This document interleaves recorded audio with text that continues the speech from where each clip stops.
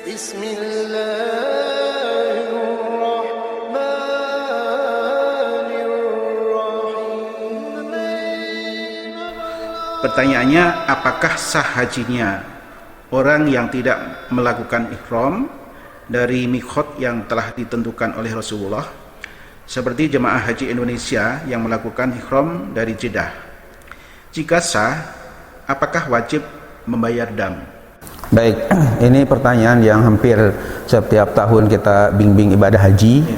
Dan alhamdulillah Pak Haji Andre, saya diberi amanah sekaligus juga anugerah ya, atau ya sesuatu bagi saya kenikmatan bisa bimbing ibadah haji hampir setiap tahun ya, bahkan dari tahun 2002 sampai 2019 kemarin itu kita nggak absen untuk ibadah haji tanah suci. Mudah-mudahan Allah menerimanya. Amin. Ya. Ini banyak sekali pertanyaan, terutama ketika manasik ya, kaitan dengan hukum ihram ngambil miqat di Jeddah gitu. Apakah harus di Yalamlam atau di Jeddah?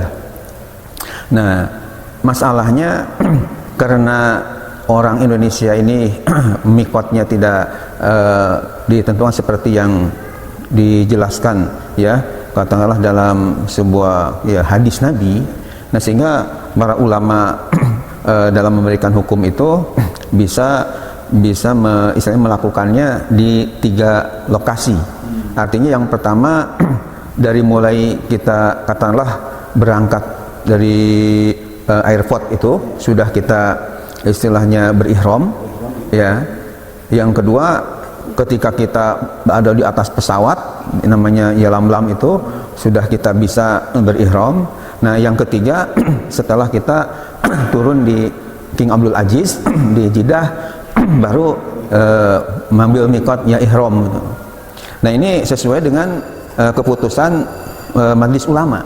Ya, bisa dibaca coba Anda di halaman 11 ada ya keputusan Majelis Ulama ya, ada keputusan Komisi Fatwa Majelis Ulama Indonesia tentang miqat haji atau umroh. Nah, Komisi Fatwa Majelis Ulama Indonesia dalam sidangnya di Ciawi tanggal 12 Jumadil Awal 1400 Hijriah yang bertepatan dengan 29 Maret 1980 bahwa setelah menimbang miqat jamaah haji yang datang dari Indonesia adalah masalah ijtihad karena mereka datang tidak melalui salah satu dari miqat yang ditentukan oleh Rasulullah SAW.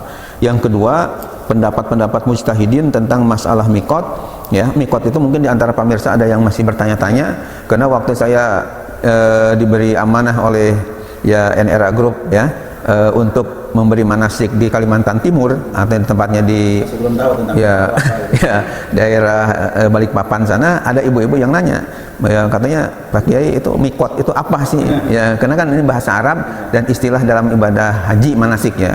Jadi miqat itu sekalian memberikan penjelasan ke pemirsa yang saya muliakan ya, bahwa miqat itu artinya katakanlah ada 2 macam ya miqat itu, atau miqat, ada miqat zamani, ada miqat makani. Miqat zamani itu artinya waktu yang ada hubungan dengan masa, misalnya ibadah haji tidak boleh sembarangan di bulan apa, tapi harus di bulan ya, Syawal, Dzulqa'dah, Dzul Haji ya, Dzulhijjah. Itu namanya miqat zamani, kaitan dengan waktu. Ada miqat makani. Miqat makani itu artinya kaitan dengan tempat. Nah, jadi kena tempatnya untuk kita ngambil ihram untuk jamaah dari Indonesia ini tidak ditentukan oleh Rasulullah SAW ya, maka dimasukkan oleh Majelis Ulama ini sebagai masalah ijtihad ya, ijtihadiyah. Yang kedua, pendapat-pendapat mujtahidin tentang masalah miqat antara lain adalah sebagai berikut. Ibnu Hajar, pengarang kitab Tuhfah. Kitab Tuhfah itu Pak Andre, alhamdulillah saya sudah miliki kitabnya. Itu ya ternyata tidak kurang 10 jilid tebalnya. Itu kitab Tuhfah, lengkapnya Tuhfatul Muhtaj ya, karya Imam Ibnu Hajar Al-Haytami, memfatwakan bahwa jamaah haji yang datang dari arah Yaman ya, termasuk Indonesia ini boleh memulai ihram setelah tiba di Jeddah. Karena jarak Jeddah Mekah sama dengan ya jarak Yalamlam Mekah. An-Nasyili Mufti Mekah dan lain-lain sepakat dengan Ibnu Hajar. Ini ada di dalam kitab I'anut Thalibin jilid 2 halaman 303. Kemudian B, menurut mazhab Maliki dan Hanafi, jamaah haji yang melakukan 2 miqat ya boleh memenuhi ihramnya dari mikot kedua tanpa membayar dam.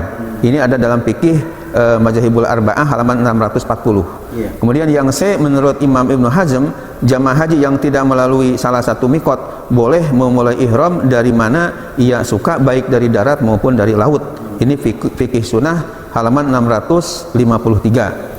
Sehingga akhirnya memutuskan, ya, Majelis Ulama Pusat memutuskan dengan tidak mengurangi penghargaan terhadap keputusan Majelis Badan Ulama-Ulama Terkemuka Kerajaan Saudi Arabia di Taif, ya, nomor 73 tanggal 21 Syawal 1399 Hijriah, maka Komisi Fatwa Majelis Ulama Indonesia memfatwakan sebagai berikut.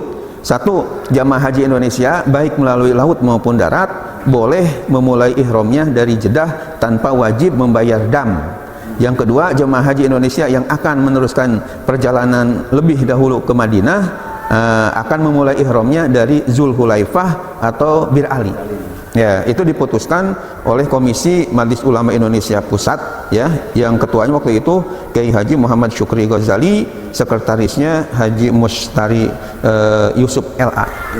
Bahwa boleh sebelum kita naik ke pesawat, ya, boleh kita sedang ada di pesawat di Yalamlam tadi, dan itu kalau memang memungkinkan memang lebih utama, karena kalau di Yalamlam itu tentu karena ada dengan Yalamlam itu, sehingga istilahnya enggak ada keraguan-keraguan lagi, karena tidak ada hilapiah lah istilahnya dengan hadis misalnya, karena mungkin lebih istilah itu lebih mantap lagi, abdol. Tapi kalau misalnya di atas pesawat tadi akan merepotkan, timbul masyarakat jemaah, ya, apalagi yang belum pakai ihram repot.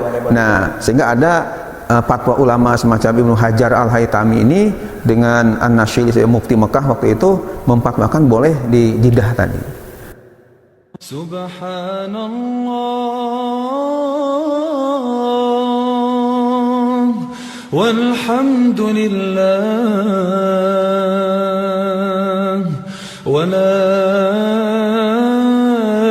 ilaha illallah